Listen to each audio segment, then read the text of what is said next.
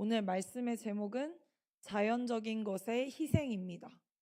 어제 우리는 자기 부인이라는 말씀을 들으면서 자연적인 것의 희생은 반드시 필요하다라는 것을 말씀 가운데 들었습니다. 오늘 본문 말씀인 갈라디아서 4장 22절을 보면 아브라함의 자녀인 이스마엘과 이삭에 대해서 말하고 있습니다. 이스마엘은 아브라함의 아내인 사라의 여종이었던 하갈에게서 났던 자녀이며 사라의 본 아내인 사라에게서 난 자녀는 아브라함의 아들인 이삭입니다. 이 둘의 차이는 이스마엘은 이 갈라디아서에서 말하고 있는 것은 율법에서 난 자녀라고 말하고 있으며 사라에게서 난 이삭은 은혜 아래, 약속 아래에서 난 자녀라고 말하고 있습니다. 오늘은 어떤 은혜와 율법에 대해서 항상 우리가 강조하는 이 은혜, 믿음 안에서의 그것을 강조하는 것도 있지만 율법과 은혜 안에서의 관계를 더 집중해서 챔버스 목사님은 말씀하고 있습니다. 자연적인 것은 오직 희생에 의해 영적인 것으로 변화됩니다. 어제 우리가 이 똑같은 말씀을 들었는데 자연적인 것과 영적인 것은 우리의 현실 속에서 자연적인 것이 먼저 희생되지 않으면 그 사이의 괴리는 엄청 커질 것이라고 말하고 있습니다. 이 말씀은 자연적인 것의 희생이 불가피하다라는 말씀인데 자연적인 것의 희생이 불가피한 것은 하나님의 뜻이라고는 할 수 없습니다. 왜냐하면 인간의 타락 이전에 인간은 자유의지를 가지고 하나님께 순종함으로 우리가 하나님을 예배할 수 있었습니다. 그렇기에 자연적인 것을 꼭 희생하지 않더라도 하나님께서는 우리를 기뻐하셨고 그 관계 안에서 하나님과 온전히 누릴 수 있었습니다. 그러나 타락 이후에 하나님께서는 인간에게 어쩔 수 없이 이 자연적인 것을 희생시켜야 하는 것이 불가피해졌고 타락 이후에 일어난 이 결과들에 대해서 하나님은 두신 것입니다. 이것을 우리는 하나님의 법칙, 하나님의 작정이라 말하지 않고 하나님의 허용하심이라고 말하고 있습니다. 이것이 먼저 우리가 자연적인 것을 대해야 하는 부분을 챔버스 목사님은 정의하고 넘어가고 있습니다. 그 이후에 아브라함은 이삭을 드리기 전에 이스마엘을 먼저 드려야 했습니다. 창세기 21장 8절 9절에 보면 아브라함의 그 약속의 자녀인 이삭이 젖을 뗀 후에 이스마엘이 그 이삭을 놀리는 장면이 나옵니다. 그때 아브라함은 하갈과 자신의 아들이지만 그 이스마엘을 내쫓아야 하는 먼저 그것을 행해야 했습니다. 그 이유는 무엇이냐면 하나님께서는 우리에게 자연적인 것, 율법 아래에서 난 것을 먼저 희생하시길 원하십니다. 그 이후에 영적인 것들을 우리에게 허락하시는 것을 말하고 있습니다. 자연적인 것 안에 율법 아래에서 났던 아브라함의 자녀인 이스마엘과 하갈을 먼저 내쫓은 후에 하나님은 그 다음에 이삭을 드리는 것을 요구하셨습니다. 아브라함에게. 이것은 어떤 자연적인 것을 희생 제사로 드리기 전에 먼저 영적인 희생을 드리려는 사람이 있다라는 것을 말해주고 있습니다. 이 말을 좀 더 쉽게 말하자면 자연적인 것을 먼저 드리기 전에 영적인 희생을 드린다라는 의미는 쉽게 말하면 우리가 어떤 무턱대고 하는 봉사, 무턱대고 하는 헌신, 섬김을 할 때 그것에 우리 마음의 동기를 생각하지 않고 그냥 행하는 것을 예로 들 수 있습니다. 우리는 그것을 하나님 안에서 우리의 희생이야, 하나님께 드리는 우리의 마음이야 라고 하기도 하지만 그것의 동기를 하나님 앞에서 잘 점검하지 않으면 그것은 영적인 것의 희생을 먼저 드리려고 하는 것과 같습니다. 이것을 조금 더 구체적으로 말씀드리자면 우리가 영적인 희생을 드릴 수 있는 유일한 방법은 우리의 몸을 산 제사로 드리는 희생밖에 없습니다. 다시 말하면 우리의 자연적인 덕목들, 우리의 기준에서 하는 것들, 그것은 곧 우리의 마음의 동기를 살피는 것인데 그 동기가 하나님 앞에서 한 것인지 아닌지를 점검하지 않으면 우리는 하나님 앞에 진정한 영적인 희생을 드릴 수 없다라는 것입니다.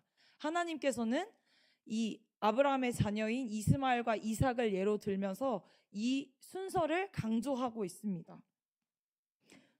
또한 성화는 죄로부터의 구원 및 그 이상을 의미한다라고 말하고 있는데, 성화는 우리가 칭의를 분명히 할 때 반드시 따라오는 것임을 알 수 있습니다. 그런데 이 성화란 어떠한 대가를 치르더라도 하나님께서 구원해 주신 나 자신을 마음을 다해 다시 주께 드리는 것이라고 말하고 있습니다. 다시 말하면 이 구원의 은혜를 아는 자들은, 칭의 안에 이 칭의를 확증하는 자들은 성화의 삶에서 자연적인 것을 드리는 것에 온전히 드릴 수밖에 없다라는 것을 말해주고 있습니다. 나 자신을 의도적으로 하나님께 헌신한다라는 뜻입니다. 그런데 그 헌신이 나의 기준에서의 헌신이 아니라 하나님의 기준에서 하나님이 원하시는 방법대로, 하나님의 뜻대로 드리는 헌신을 말하고 있습니다. 만일 희생을 통해 자연적인 것을 영적인 것으로 바꾸지 못하면 자연적인 삶은 우리 안에 있는 하나님의 아들을 조롱할 것이라고 말하고 있습니다. 다시 말하면 우리의 자연적인 덕목들, 자연적인 삶 안에서 이것들을 희생하는 것을 먼저 내어드리지 않는다면 우리는 예수님의 생명이 우리 안에 살아계심에도 불구하고 그것의 능력을 경험하지 못할 것이라는 말입니다. 다시 말하면 그것은 내가 계속 주저하게 되고 망설이게 되고 하나님 앞에서 순종해야 되는 부분에 고민하고 갈등하게 되는 것입니다. 그러한 경험이 반복될수록 예수의 생명이 실제한다는 것을 우리는 믿지 못하게 되고 계속해서 힘을 잃어가게 됨을 말해주고 있습니다.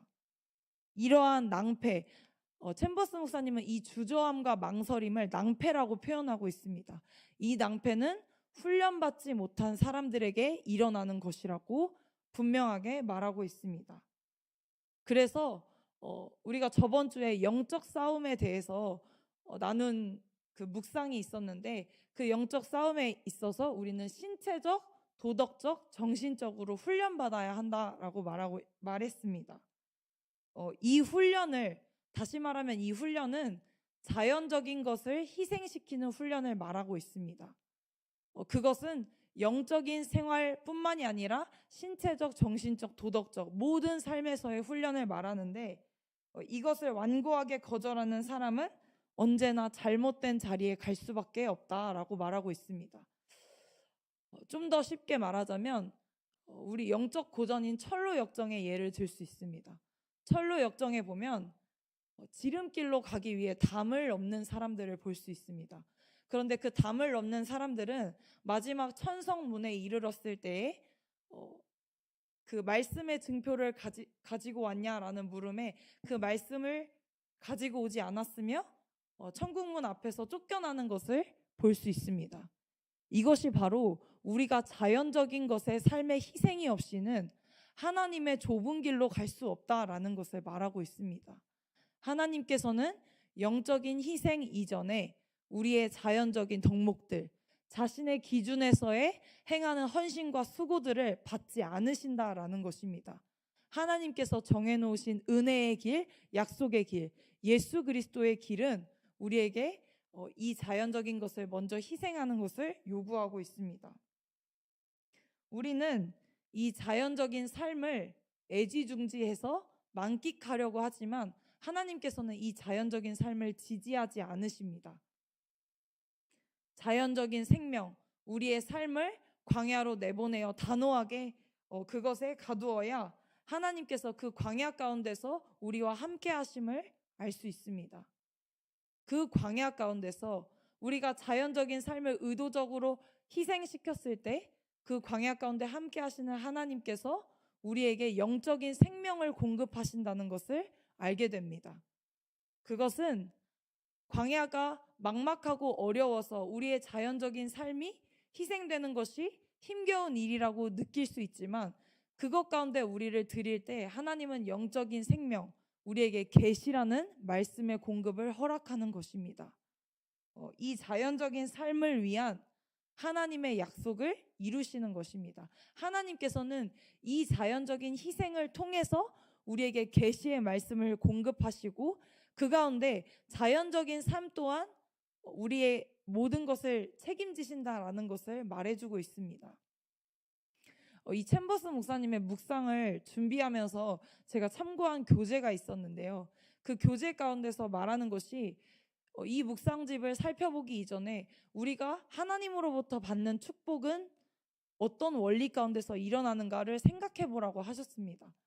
그 질문 안에서 제가 답을 찾은 것은 무엇이었냐면, 세상에서는 마음껏 욕망하고 내 것을 챙기라 이렇게 말하지만, 내가 내 것을 누리기 위해서는, 축복을 누리기 위해서는 그렇다라고 말하지만, 하나님 나라에서 하나님의 축복을 누리는 원리는 이 자연적인 것에 희생을 한 후에 하나님께서 영적인 것을 공급하시고 이 자연적인 것까지도 책임지신다라는 것을 말해주고 있다라는 것입니다.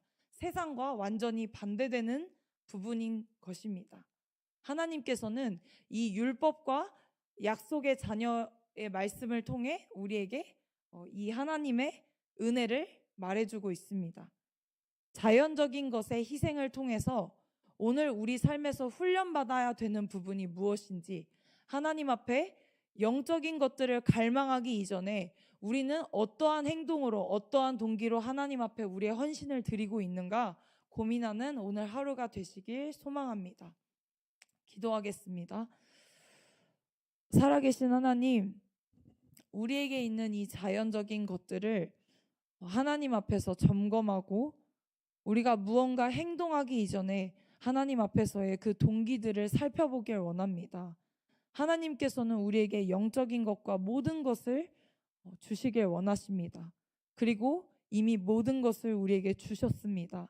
그것을 누리기 위해 우리가 우리의 자연적인 것을 희생하는 것을 아까워하지 않게 하시며 하나님 앞에 전부를 내어드릴 수 있는 우리가 되게 하옵소서. 감사드리며 예수님의 이름으로 기도드렸습니다. 아멘.